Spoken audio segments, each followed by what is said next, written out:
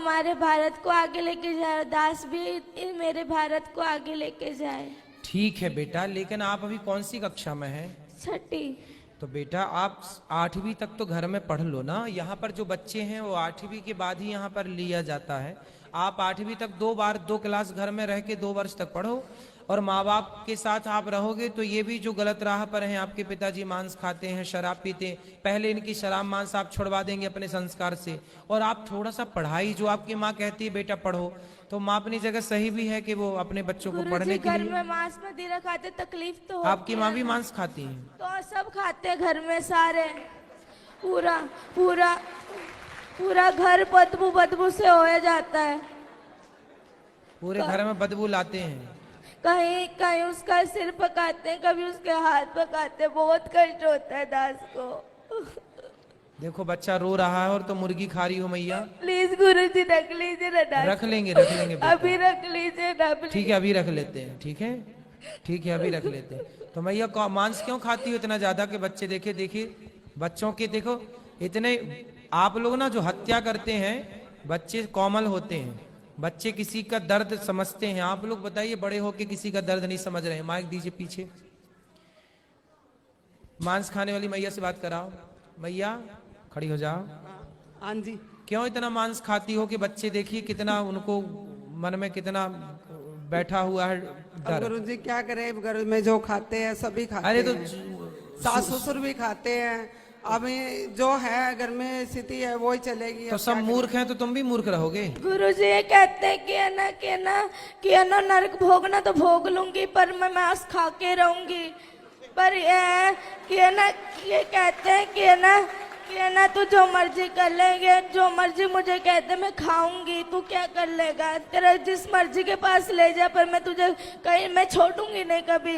इसलिए गुरुजी, इसलिए दास ये पूरा रात रात को दारुआ पी पी के आते हैं, बहुत पूरा पूरा कमरा बाजता है। 3 कमरे हैं ना घर में, 2 ही कमरे, इस कमरे में दादाजी पीते हैं, इस कमरे में ये, तो बहुत गंदा लगता है। एक कमरे में दादाजी पीते हैं, एक कमरे में पिताजी पीते हैं। अब कैसे कोई भगवान का नाम जप ले, तकलीफ तो बदबू बदबू वाले पूरा हो जाता है। अब दादाजी तो कुछ देर बाद टपक ही जाएंगे। तो आप लोग तो अभी हो, तो आप लोग क्यों पी रहे हो शराब? बच्चे को जब पसंद नहीं है तो बच्चे की खुशी के लिए। दास भक्त नामा वाले सुनता है तो भक्तों को गालियां देते हैं, ये क्या लगा लिया है, ये बहुत गंदी गंदी गालियां देते, दास से बर्दाश्त नहीं होता। जैसे हम अपना आप लोग यदि ठीक हो जाओ तो दादा दादी की तो छोड़ दो, हम अपना अपमान सह लेंगे, पर हमारे बच्चे देखिए माँ बाप बच्चों की खुशी के लिए क्या नहीं करते। और आपका बच्चा कितना अच्छा है कि आप लोगों को शराब मांस से दूर रखने की कोशिश कर रहा है। देखिए बच्चा अपने माँ बाप से स्ट्रगल कर लड़ रहा है कि छोड़ दो हर बुरी चीज को, और आप लोग अपने, आपके घर में कोई संत का जन्म हुआ, वो संत भाव में है, और आप लोग समझ नहीं रहे, पता नहीं कौन से राक्षस हैं आप लोग। गुरुजी वो जो इन्होंने, मैंने सुना हमेशा कहते पिताजी छोड़ दो ये पाप है, तो कहते तू मुझे आदेश देने वाला कौन है, तो मैं तुझे आदेश दूंगा, तू थोड़ी दे सकता मुझे आदेश। मतलब बाप हो तो बेटा सही भी बताएगा तो आप उससे गलत सिद्ध कर दोगे। अरे भाई बाप हो पर हो तो गलत ना। बाप हो पर बाप होकर भी तुम्हारी जितनी बुद्धि उसके पास है उतनी तुम्हारे बाप के पास नहीं है बुद्धि। तुम्हारा बाप भी अनपढ़ मूर्ख एक नंबर का जो शराब पीता है। गुरुजी सारे घर में बड़े पिताजी नीचे से लट्टू होकर के गिर गिर के नालियों में पड़ पड़ के आते हैं, बहुत गंदा लगता है दास को। सही है। रातों रात लड़ाई। तुम्हारे वंश में कोई बहुत बड़ा पुण्य था किसी का कि ऐसा भक्त का जन्म हो गया, वरना तुम सबको यही बचाएगा नर्क जाने से, वरना तुम सीधे नर्क की टिकट कटी पड़ी है। गुरुजी घर में बहुत गंदी गंदी गालियां निकालते हैं ये सारे, लड़ाई अपने भाइयों से लड़ाई करी हुई है, सबसे लड़ाई करते हैं ये, और बहुत गंदी गंदी गालियां निकालते हैं ये। आप इनसे कहते गालियां मत निकाला करो किसी को, और जैसे वो वाली नहीं, वो गंदी गालियां होती है वो निकालते हैं ये। क्यों गंदी गालियां बोलते हो? बच्चे सुनते हैं, अच्छा प्रभाव पड़ेगा? नहीं बोलता गुरुजी। अच्छे शब्दों का बेटा बच्चों के साथ ना मर्यादित रहना चाहिए। जो आप कर रहे हैं उसका बहुत बड़ा प्रभाव बच्चों पर पड़ता है, अच्छा और बुरा दोनों। इसलिए थोड़ा माँ बाप को ना जिम्मेदारी से रहना चाहिए। और शराब छोड़ देने से क्या आफत आ रही है आपको? मांस छोड़ने से क्या भूखन मर जाएंगे आप? हम तो नहीं खाते मांस, वो भी नहीं खाता बच्चा आपके घर में, खाता है मांस?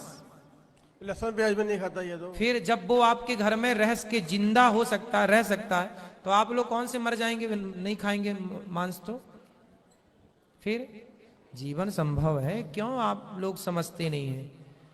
कभी पुण्य से कोई ऐसे बच्चे आजकल कहाँ मिलते हैं? बताओ, कोई भाई ऐसा बच्चा होता है? कोई करोड़ों में कोई एक बच्चा है ऐसा, और आप लोग समझ रहे हैं, उसकी कीमत नहीं समझ रहे हैं। करोड़ों, आपके दादाजी का भी कल्याण यही करेगा, वो अपने पुण्य से तो नरक ही जाएंगे, पाप से, है ना? आप लोग तो सुधर जाओ, सही राह पर चलो। पिता को छोड़ो, चलो वो तो बूढ़े हो गए, कितनी उम्र है? ठीक है, उम्र है, आप सुधरो।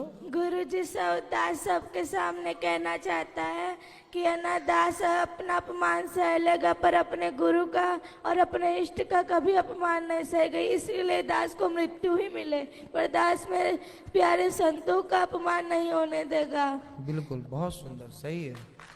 इसलिए पर आपको पढ़ना भी है, ठीक है? गुरु जी कृपया रख। हाँ, बोल तो दिया हमने, रख लेंगे, रख लेंगे, बिल्कुल रहो। अब रखेंगे। अभी आ जाओ आप, अभी रहो, हमारे साथ चलना, करवा देंगे। जी गुरु जी, आपका बहुत बहुत धन्यवाद दास का। ठीक है।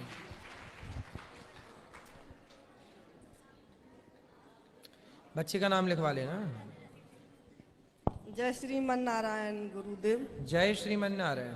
आपके चरणों में ये दासन का कोटि कोटि प्रणाम। मैं